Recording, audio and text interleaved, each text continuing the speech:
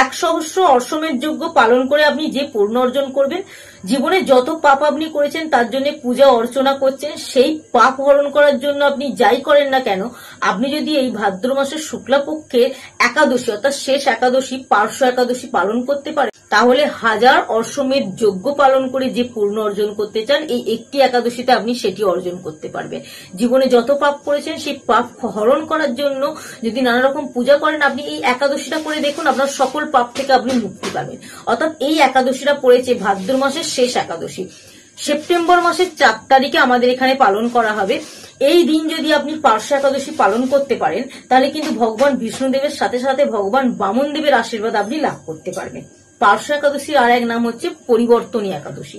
অর্থাৎ ভগবান শ্রীবিষ্ণু যখন শয়নে যান সেটা হচ্ছে শয়ন একাদশী, যখন তিনি তার পার্শ্ব পরিবর্তন করেন সেটি হয় পার্শ্ব একাদশী, যখন তিনি জাগরিত হন তখন সেটা উত্থান একাদশী। তাই এই চতুর্মাস অর্থাৎ 4টি মাসে যে একাদশীগুলো আছে, ভগবান কিন্তু এই 4টি মাস শয়নে থাকে এবং আমরা এই 4টি মাস যদি নাম জপ এবং ঠাকুরের পূজা অর্চনা নিয়ে থাকতে পারি, শ্রী বিষ্ণুর আশীর্বাদ তো আমরা পাবই।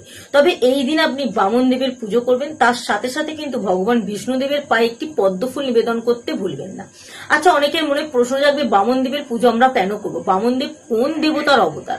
একবার ভগবান বিষ্ণুদেব স্বর্গলোক থেকে মর্তলোককে বাঁচাবার জন্য বামন দেব অর্থাৎ বামন দেব রূপে পৃথিবীতে অবতরণ করেন এবং সকল পৃথিবীকে কিন্তু তিনি বাঁচিয়েছিলেন। সেই কারণে যদি বামন দেবের পুজো আমরা এই দিন করতে পারি, তাহলে কিন্তু বিষ্ণুদেব এবং বামন দেবের আশীর্বাদ আমরা লাভ করতে পারবো।